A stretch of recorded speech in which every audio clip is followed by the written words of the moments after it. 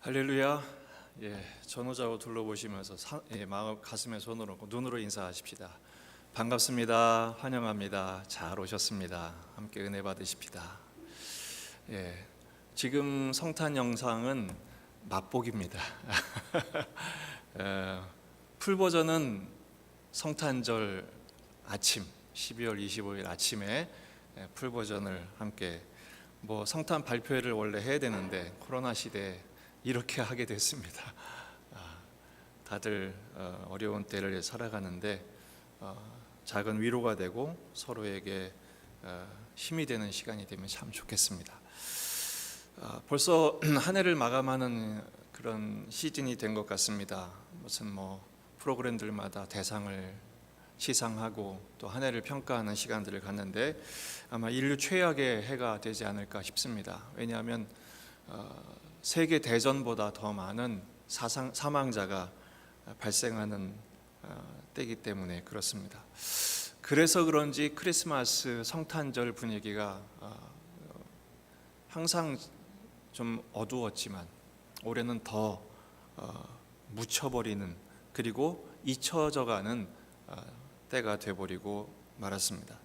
사실 성탄절은 정확하게 예수님이 나신 날이 12월 25일이라고 할 수는 없지만 이 주님이 오신 날을 기념하는 그리고 축하하고 감사하는 절기는 인류 최고의 순간이어야 합니다.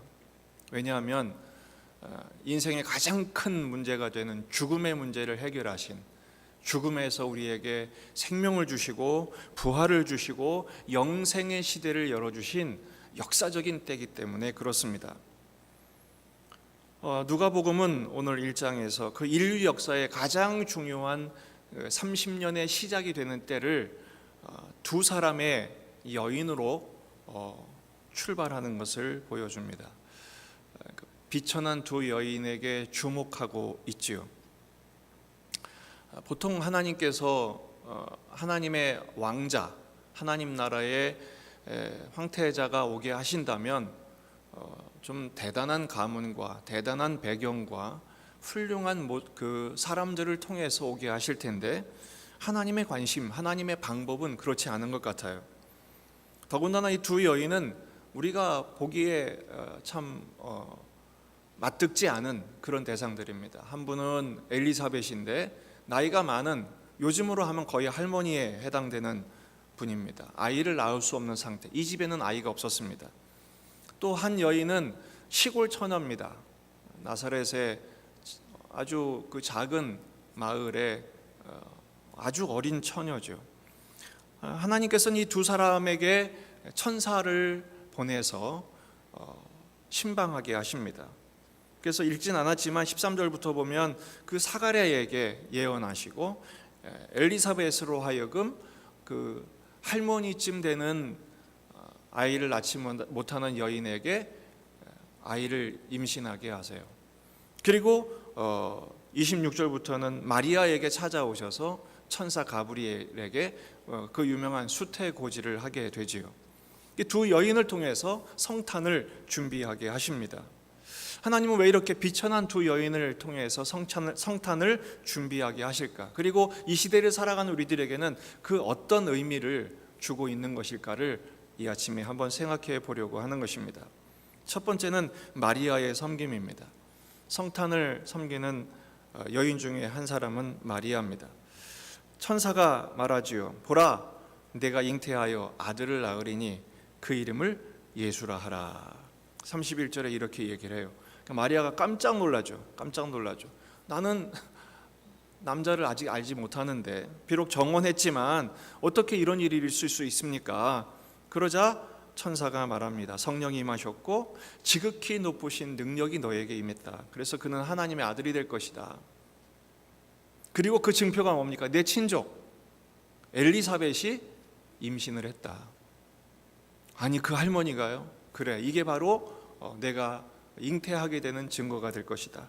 그러자 마리아가 놀라운 고백을 합니다. 주의 여종이 오니 말씀대로 내게 이루어지이다. 여러분, 이미 잘 알려진 말씀이기 때문에 마리아가 주의 말씀대로 이루어질 것입니다 라고 고백하고 그 하나님의 부르심에 순종하는 것은 놀라운 헌신이라고만 되어 있지만, 여러분 당시에 이 마리아가 몇 살쯤 됐을까요? 당시에는 수명이 그렇게 길지 않았습니다. 단명 시대죠. 그래서 조혼이 당시 결혼 풍습이었어요. 그것을 근거로 하면 신학자들은 말합니다. 13살에서 15살쯤 됐을 것이다. 마리아의 나이가요. 그러니까 요즘으로 말하면 중딩쯤 되는 겁니다. 이 어린 소녀 마리아가 이렇게 고백한 것은 정말로 놀라운 일입니다. 웬만한 장부보다도 더 배포 있는 헌신의 모습이었습니다. 어떻게 그런 헌신이 가능했을까요? 하나님의 말씀의 능력 때문입니다. 말씀대로 믿고 성령의 감동하심을 의지한 결과이지요. 하나님 나라의 역사는 외형적인 훌륭함이나 대단함에 있지 않습니다. 인간적인 조건에서 오지 않습니다. 하나님 나라의 역사는 비록 어린 소녀의 고백이라 할지라도 순종의 고백을 통해서 일어난다는 사실을 잊지 마셔야 합니다. 만약에 제가 하나님이라면, 제가 만약에 구세주 메시아를 보내야 되는 성부의 입장이라면, 여러분 만약에 굳이 그렇게 거창하게 생각하지 않아도 여러분 며느리감을 누구로 하시겠습니까? 만약에 며느리를 봐야 된다면 이왕이면 훌륭한 가문의 배경을 가진, 그리고 좋은 공부를 한, 그리고 왕족이든 귀족이든 최고 학력이든 명문가의 교수든 그런 쪽으로 선택하지 않겠어요? 당신의 더군다나 그 로마 제국이 로마가 통치하고 있는 시대에 이왕이면 힘이 있고 배경 괜찮은 데 찾지 않겠어요? 근데 우리 하나님은 누구를 찾으십니까? 아주 작은 나라 이스라엘, 그것도 아주 시골에 연약한 어린 시골 처녀에게 주님은 이 막중한 사명을 맡기십니다. 무엇을 보시기 때문일까요? 그가 뭘 가졌기 때문이 아니에요. 말씀대로 순종하고 성령의 감동하심대로 이끌림을 당하는 대상을 찾으신 것입니다. 여러분, 하나님 나라는 이런 순종으로 섬김을 통해서 옵니다. 우리가 뭘 크게 하려고 하지 마세요.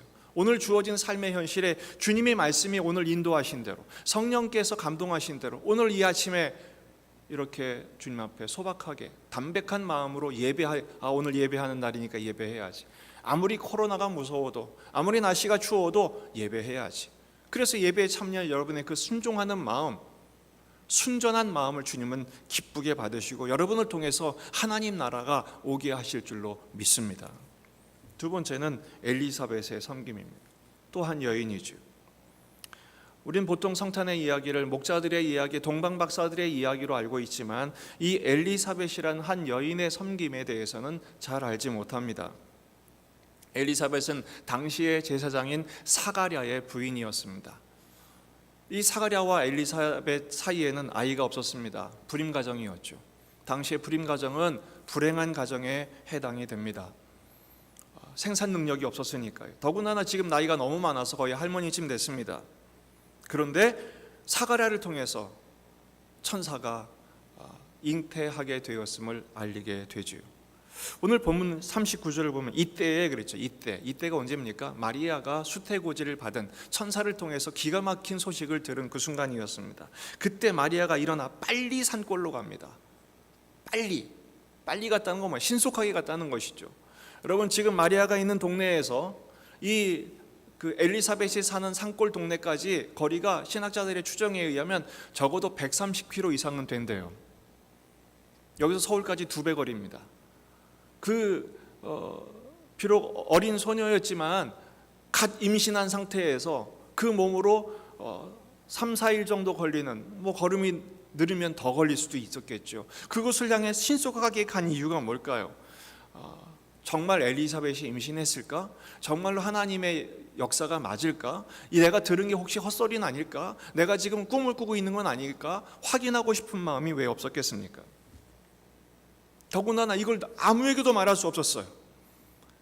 이걸 말한다는 건 굉장히 무서운 일입니다. 왜 그렇습니까? 지금 당시에 처녀가 아이를 가졌다? 그러면 이거는 파혼감입니다.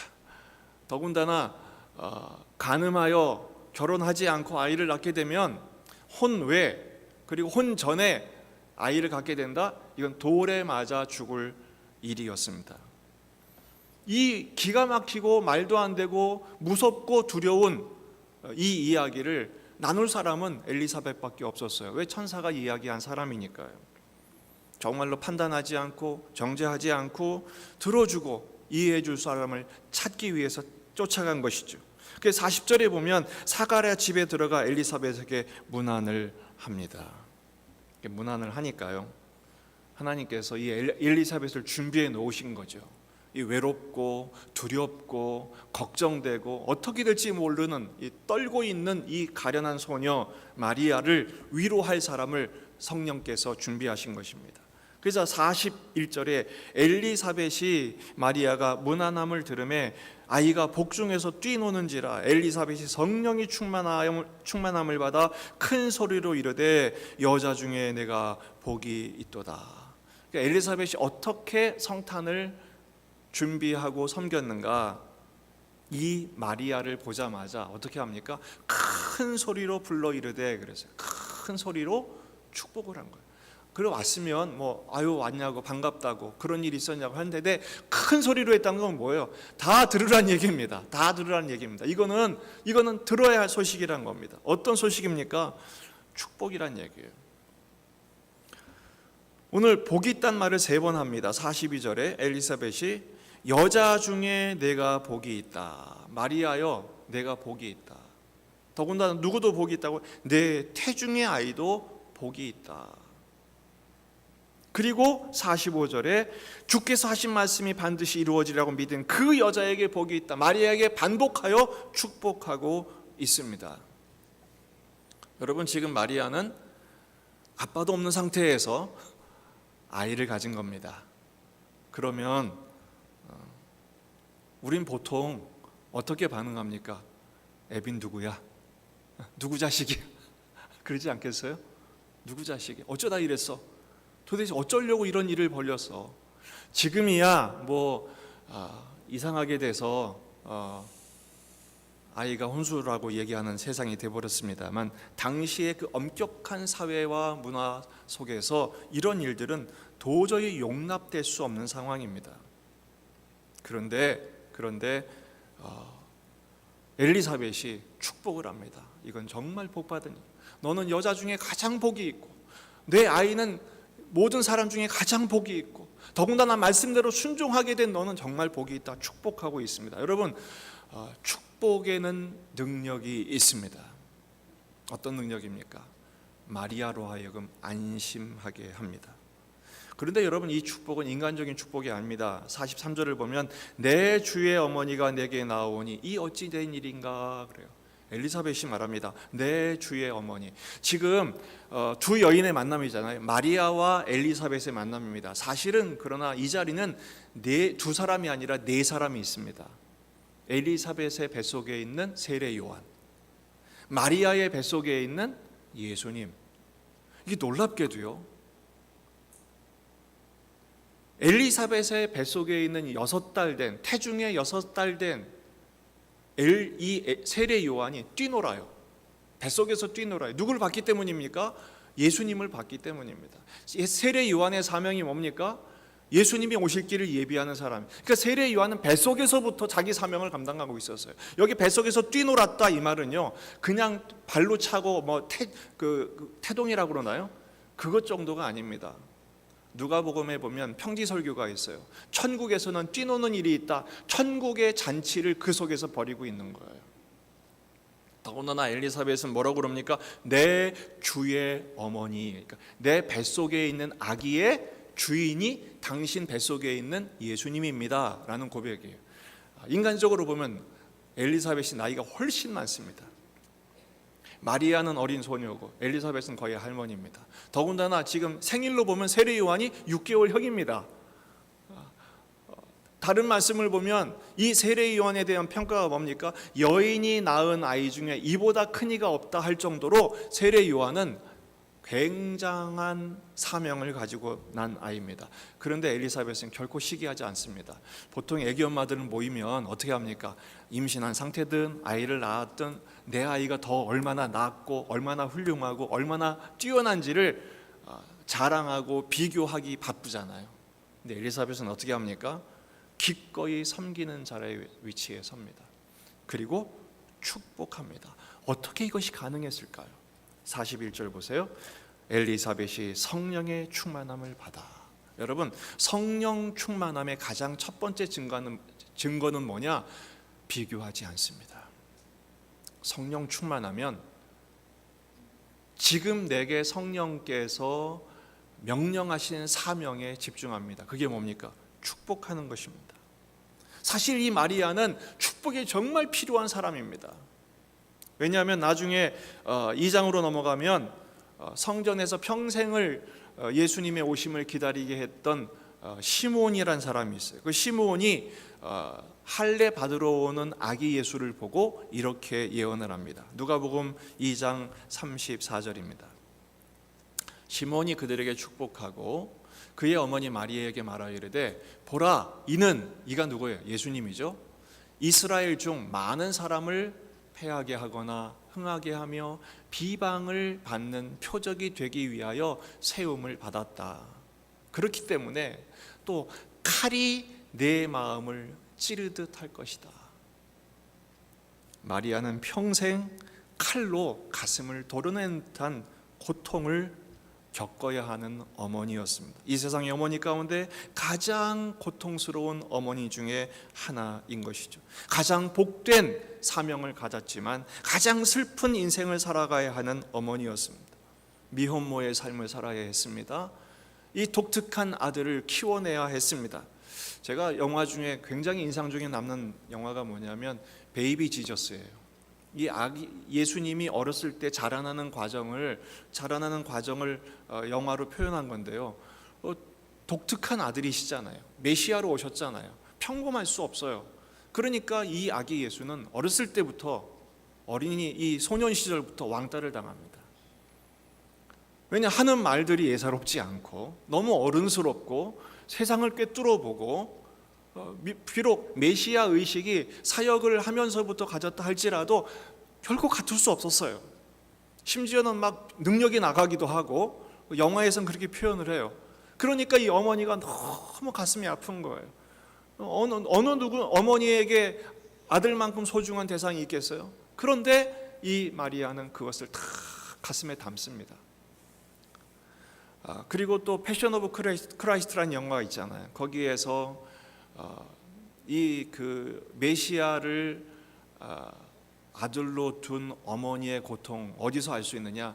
예수님이 빌라도의 법정에서 채찍으로 맞았을 때 피투성이가 된 그 바닥을 자기 옷으로 닦잖아요. 그렇죠?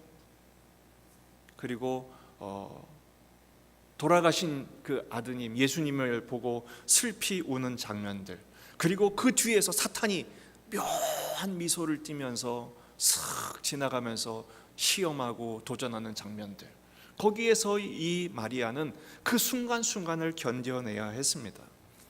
엘리사벳이 그 순간을 그걸 성령을 통해서 깨닫게 하시고, 그러니까 지금 계속 축복하는 거예요. 복이 있다, 복이 있다, 복이 있다. 지금 당신은 이 길을 걷는 것이 얼마나 큰 복인 줄 아느냐. 잘 감당해라. 축복하는 것이죠. 여러분, 이 세상에서 힘들지 않은 인생을 살아가는 사람은 아무도 없습니다. 누가 제일 힘듭니까? 내가 제일 힘듭니다. 저는 가끔 요즘 코로나기 때문에 아이들을 만날 수도 없습니다만 가끔 유치부를 찾아갑니다. 그리고 아이들에게 묻습니다. 요즘 힘들지? 그러면 그 아기들이 뭐는 줄 아십니까? 목사님 너무 힘들어요.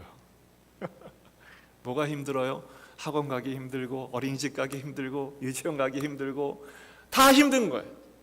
아기들도 힘든데 어른들은 오죽하겠습니까? 더군다나 이 코로나 시대 1년 내내 마스크 끼고 산다는 것이 얼마나 힘듭니까?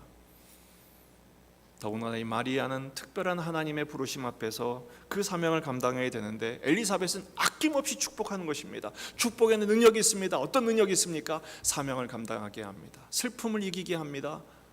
두려움을 극복하게 합니다. 그리고 엘리사벳은 이 마리아를 얼마 동안 섬기느냐, 56절을 보면 마리아가 석 달쯤 함께 있다가 집으로 돌아가니라 그랬어요. 석 달 동안.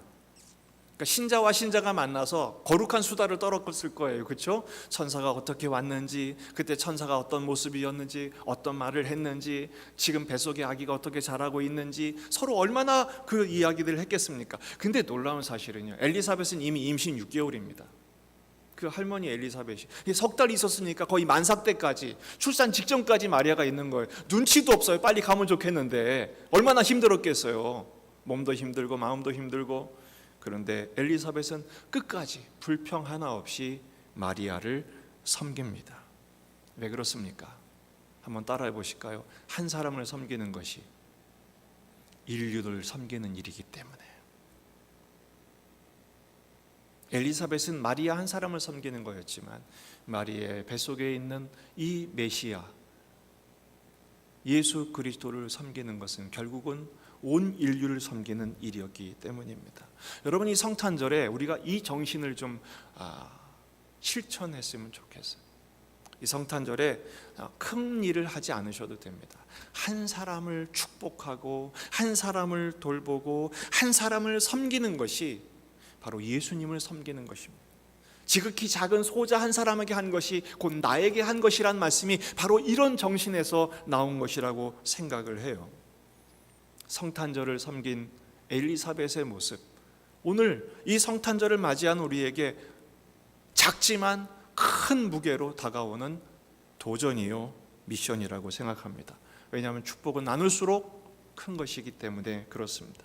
결국 이 마리아의 섬김과 엘리사벳의 섬김을 통해서 어떤 결과가 나타납니까? 첫 번째는 위대한 찬양이 흘러나오게 했다는 사실입니다. 누가복음 1장의 46절, 우리가 45절까지 읽었는데요, 46절부터 56절까지는 우리가 가진 이번에 개정 개혁 나온 성경의 제목이 뭐라고 되어 있냐? 마리아의 찬가라고 되어 있어요. 매그니피캇. 제가 찾아봤어요. 그랬더니 바하가 이 마그니피캇 마리아의 찬가를 작곡을 했어요. 그래서 합창단이 하는 거를 어제 제가 종일 들었어요. 뭔 말인지 모르겠어요. 독일어로 노래를 부르기도 하고 어떤 건 영어로 노래를 부르기도 하는데 구절은 가사는 다 나와 있어요. 이 내용은요, 개신교에서는 그렇게 부르진 않지만 저 정교회에서나 카톨릭에서는요, 이 마리아의 찬가 굉장히 중요한 노래고 기도문입니다. 우리가 사도신경 하는 만큼 그들은 그렇게 합니다. 왜 이렇게 중요하냐? 구약을 관통하고 있어요. 구속의 내용을, 십자가의 구속의 내용을 기가 막히게 요약하고 있습니다. 이 마리아의 찬가에서 마리아는 뭐라고 말합니까? 46절에 마리아가 이르되 내 영혼이 주를 찬송하며 주를 찬양하며 내 마음이 하나님 내 구주를 기뻐한다 그랬어요. 그 두려움이 변화해 뭐가 된가요? 찬양이 된. 그 두려움이 변하여 내 노래 되었고. 여러분, 축복이 노래를 하게 합니다. 두려움을 이겨내게 합니다. 48절 그 여종의 비천함을 돌보셨을 뿐이라. 하나님이 이 엘리사벳을 통해서 하나님의 돌보심의 손길을 느끼게 했다는 것, 얼마나 놀라운 일입니까? 내 작은 돌봄이 하나님의 돌보심의 손길로 쓰임받는, 하나님의 손처럼 쓰임받는 경험을 하게 했다는 것. 여러분, 이 마리아의 고백이 우리의 고백이 되기를 주의 이름으로 축복합니다. 더 나아가 마리아를 통해 이런 고백을 하게 했던 엘리사벳의 도움의 손길이 바로 하나님에 의해 쓰임받는 우리의 손으로 변화되기를 축복합니다. 결국 이 누가복음 전체는요, 누구를 위한 전도책이었어요? 총독 데오빌로를 위한 전도책이었어요. 누가가 총독 한 사람을 위해 쓴 복음서가 누가복음이에요. 총독에게 복음을 전한 것입니다. 그리고 결국은 위대한 성탄을 체험하게 하지요. 아기 예수로 오심을 성취하게 했던 것입니다.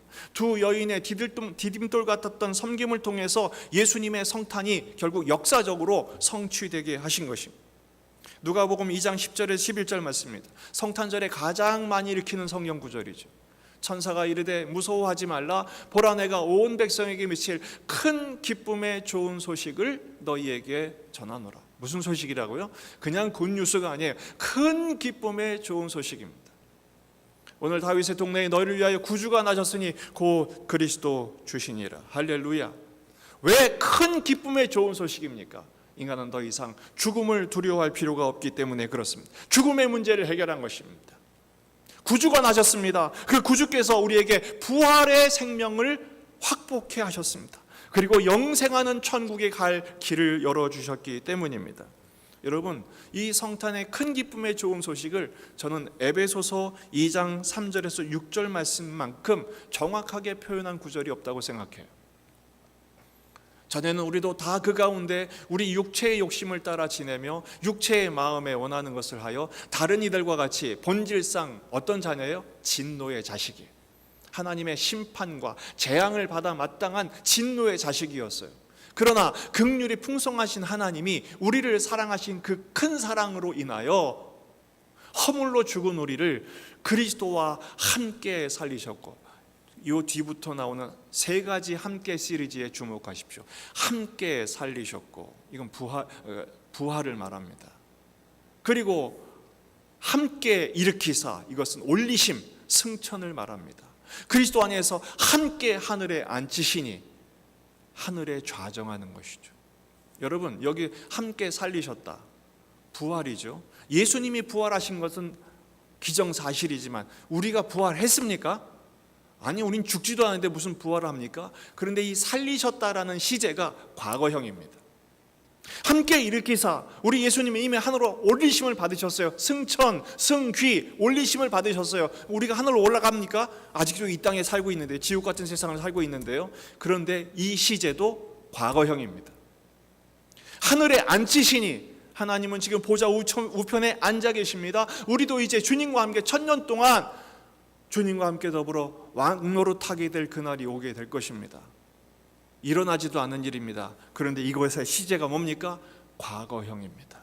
성경은요, 아직 일어나지 않았지만 하나님의 의지와 하나님의 능력과 하나님의 전권에 의하여 반드시 일어날 일이기 때문에 확실하게 보장하기 위하여, 그것을 선포하기 위하여 과거형으로 처리하는, 그렇게 기술하는 방법이 있어요. 이걸 장엄 과거라고 합니다. 우리에게는 아직 일어나지 않은 일이지만 반드시 일어나게 하실 하나님의 의지가 선포된 역사이기 때문에 이미 일어났다라고 기록하고 있는 것입니다. 언제 성취될 겁니까? 주님 다시 오실 때 일어날 줄로 믿습니다. 우리는요, 주님과 함께 주님의 부활을, 주님이 다시 오시는 그 순간에 부활하게 될 뿐 아니라 하늘로 올림을 받을 뿐 아니라 하나님과 함께 앉게 될 존재임을 믿으시기를 바랍니다. 전후좌우 옆에 있는 분들에게 이렇게 말씀하십시오. 몰라봬서 죄송합니다. 어떤 분입니까? 우리는 하늘로 올릴 분들입니다. 우리는 부활할 사람들입니다. 하나님이 그렇게 역사하실 거예요. 큰 기쁨의 좋은 소식이 뭡니까? 이 믿음이 확실하면요, 죽음이 두렵지 않습니다. 물론 코로나가 감염되는 것도 무섭고, 또 감염돼서 요즘은 죽는다고 하니까 어젠가 뉴스 보니까 아프리카에서 코로나 변종이 나왔대요. 그 변종은 뭐냐면 젊은 사람만 죽이는 코로나래요. 이제 나이 많은 사람, 연로하시고 병약한 분들만 걸린 줄 알았더니 이게 젊은 사람만 공격하는 또 코로나가 왔대요. 근데 여러분, 코로나가 우리가 두렵지 않은 이유는 뭡니까? 죽으면 주님 더 빨리 만나는 것이고, 그리고 더 하나님의 영원한 생명이 우리에게 있기 때문에 두렵지 않은 것입니다. 저는 지금도, 어제도 기도했습니다. 우리 예중 가족들은 절대 코로나 걸리지 않게 해주세요. 기도했습니다. 하지만 코로나가 무섭지는 않습니다. 왜냐하면 죽음을 이기신, 죄와 사망의 권세에서 생명의 성령의 법으로 우리를 자유케 하신 복음의 능력이 우리에게 확보되어 있기 때문에 그렇습니다. 그런 점에서 올해 성탄절을 우리가 이렇게 적용하고 실천하면 좋겠어요. 성탄하신 예수님을 기뻐하며 축복하는, 그래서 이번 성탄절에 여러분에게 선물을 나눠드릴 겁니다. 교회에서 선물을 준비해서 가실 때 그냥 가지 마시고 꼭 선물을 받아가시기를 바랍니다. 이 선물은 그 내용물은 뭐 그렇게 대단한 게 아닙니다. 하지만 우리가 서로 축복하는, 교회가 우리를 생각하고 있구나, 축복하는 기회라고 생각하시면 좋겠어요. 그리고 그 받은 감동과 그 기쁨을 또 함께 나누는 기회로 삼으시면 좋겠습니다. 더 나아가 이 성탄절은 처음 오신 예수님을 기뻐할 뿐 아니라 다시 오실 예수님을 기대하면서 엘리사벳이 마리아를 축복하여 그 성탄을 감당하게 하는 용기를 주었던 것처럼 다시 오실 예수님을 기대하며 오늘의 코로나 시대, 오늘의 고난의 시대, 오늘의 힘든 십자가의 여정을 감당하는 축복의 기회로 삼으시면 좋겠습니다. 마리아와 엘리사벳은 성탄을 위한 디딤돌이 되는 섬김의 길을 걸었습니다. 우리 역시 재림의 예수님을 기대하고 재림의 예수님을 감당하게 만드는 일에 쓰임 받을 수 있다면 엘리사벳이 성령 충만하여 기쁨으로 감당했던 그 예수님의 오심을 준비하는 인생, 우리도 살 수 있게 될 것입니다. 왜 엘리사벳의 이야기를, 왜 마리아의 이야기를, 이 비천한 여인들의 이야기를 성경에서는 강조하고 있을까요? 하나님의 역사는 장부, 남자, 높은 사람, 대단한 사람이 아니라 모든 하나님의 사람들을 통해서 하나님 나라가 오게 하기를 기대하시기 때문입니다. 그리고 그렇게 하실 것입니다. 그렇게 위대하게 쓰임받는 인생을 살아내게 하실 것입니다. 마리아의 두려움이 변화해 찬양이 되게 하신 하나님께서 이번 한 주간도 우리의 삶의 염려, 근심, 걱정, 슬픔, 낙심, 천만한 현실을 서로 축복하고 무난하고 격려하면서 찬양이 흘러나오게 하고 감사가 나오게 하고 주님을 맞이하게 하는 축복의 통로로 쓰임받는 저와 여러분이 되기를 주의 이름으로 축복합니다. 기도하시겠습니다. 하나님 아버지, 감사합니다. 성탄이 오게 했던 섬김의 두 여인을 깨닫게 하셨습니다. 묵상하게 하셨습니다. 비록 보잘것없는 인생에 불과하지만 이런 나조차도 다시 오실 예수님을 기대하며 준비하는 도구로 사용하기를 원하신다면 주님, 마리아의 고백처럼 비천한 여정이 오니 주의 말씀대로 이루어지이다 헌신하는 마음으로 이번 한 주간 성탄절 즈음에 한 사람을 섬기는 일, 한 사람을 축복하는 일, 한 사람을 위로하는 일에 쓰임받는 저희들 되게 해 주시옵소서. 그렇게 쓰임받을 때 성령 충만하여 기쁨으로 섬겼던 이 엘리사벳의 기쁨, 마리아의 그 은총이 우리에게도 임하는 체험을 하게 하여 주시옵소서. 예수님의 이름으로 기도하옵나이다. 아멘. 나와 나의 백성이 무엇이기에 이처럼 즐거운 마음으로